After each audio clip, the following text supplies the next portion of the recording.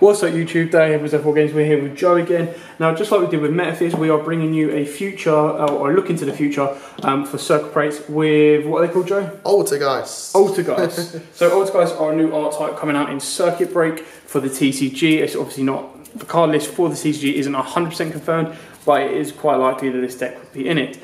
So, without further ado, Joe can take us through that. So, the Altergeist are a deck of different attributes, but they're all spellcasters that really just like to disrupt your opponent and pretty much stop them from playing Yu-Gi-Oh! To the way that they actually want to. So we'll start off with the Altergeist Marionetta.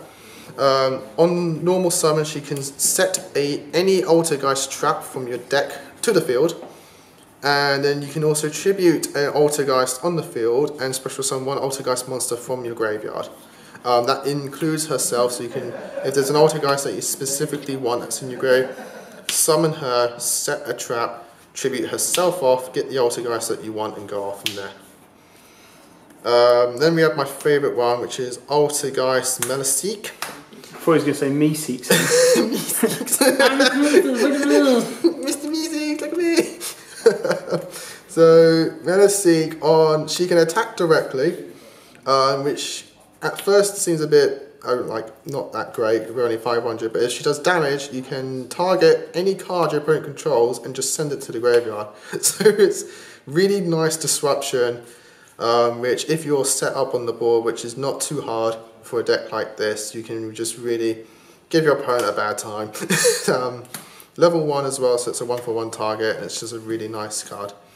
Also, if she's sent from the field to the graveyard, you can search your deck for any Altergeist monster and add it to your hand. Then we have Altergeist Psychtas, I think that's how you say it.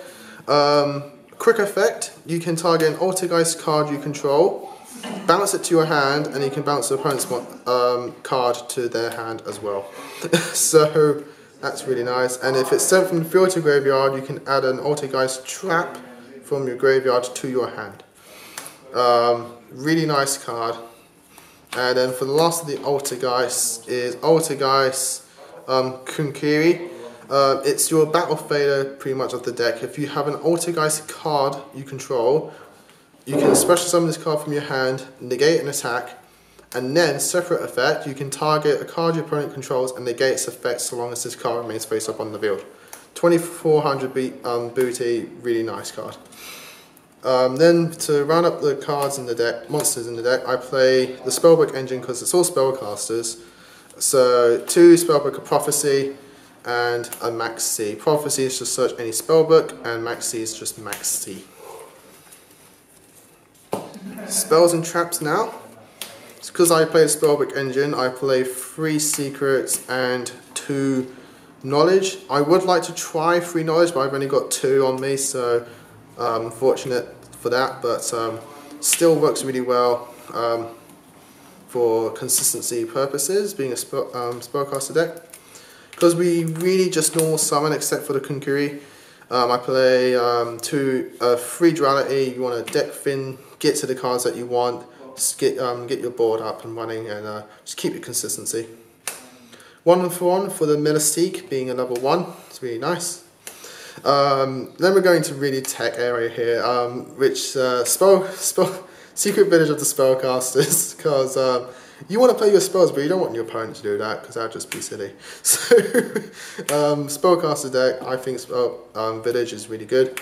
Only with 1 copy. I might try maybe more copies and go for a real proper lockdown variant with village and everything like that. But for now, 1's doing really well. And then I play the Magician hands.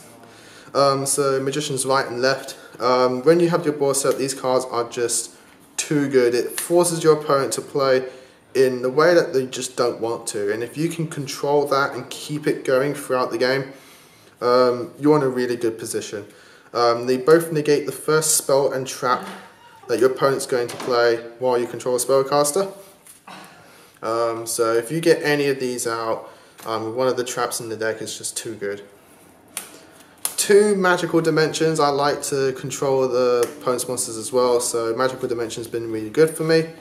If you control a spellcaster, you contribute 1 monster on your field and special summon spellcaster from your hand, and an optional effect you can destroy an opponent's monster. Quick play as well, so it's kind of like a trap in a way, but it's just a really nice card. 2 Dark Hole, because this is kind of like a budget build, but one of these can be Regeki, so it's all personal preference. And then I play 2 Scapegoat, because you don't really link summon in this deck, but it is still technically classed as a link deck. So I played the Scapegoat because it's not only your way to get into certain link monsters for further plays and just more power, but it's also a defensive card as well, which you kind of want. So that's the spells. Traps. Best trap in the deck, which is Altergeist Protocol. If you control continuous effect, your Altergeist cards can't be negated. So just too good. So if you want to attack directly with a Metaseek and remove something, you can. If you want to bounce something with this, you can. It's also being an Altergeist card itself, it also fills a condition for Konkuri. So if you just have this and nothing, special summon Konkuri, negate an attack, negate something, and then they can't stop you.